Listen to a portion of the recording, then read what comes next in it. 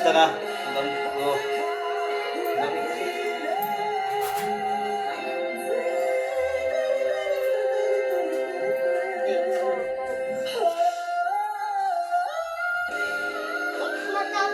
Ha?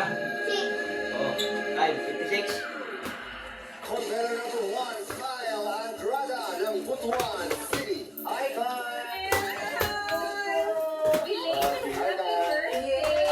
Yes, and it's my ultimate dream po to be here. And this is my gift for my late mother. Mom, finally here. Ito, may akalan. Promise talaga na kailangan Yes, matuto. po. I'm happy for you. Sobrang pangarap ng mami mo na talaga. 10 years ago po, I was here. Nag-audition po ako sa TNT Season 1. Tapos, si Mama at sinundo niya po ako sa airport. Ako lang po mag-isa pumunta dito sa Manila. Sinundo din po ako ng tita ko. I didn't even pass the second round of the auditions. Tapos 10 years after, hindi ko expect na I'm finally here, living my dreams. Jen, tawagin. We are so Sino? happy for you. Tawagin mo, Jen. Pilipin. Thank you so much, Baka guys. kumain din.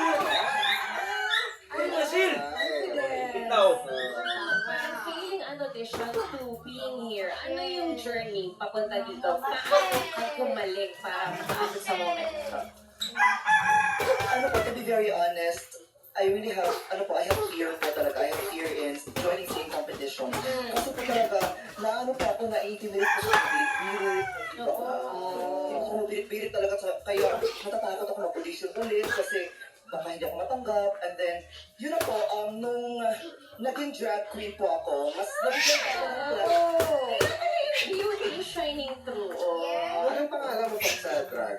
Kylie Versace.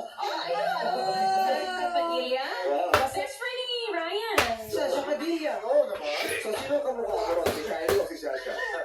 Both. Kasi po, yung drag persona ko po is inspired by, Sasha sa tour na. Yes, so, kasi awakening ko po talaga yung Sasha. Talaga. Tapos nung talagang paglabas talaga rin siya sa tour na. Ako nililignan ko yung comic book nun eh. Kasi galing niya sa comic, tapos naging isang tula, tapos naging isang pelikula. Try mo nga yung pagpapakilala ka. Okay. Parang Miss Sasha. Ladies and gentlemen, I am the one and only, the only one. Drag actress from Butuan City, Kylie Versace.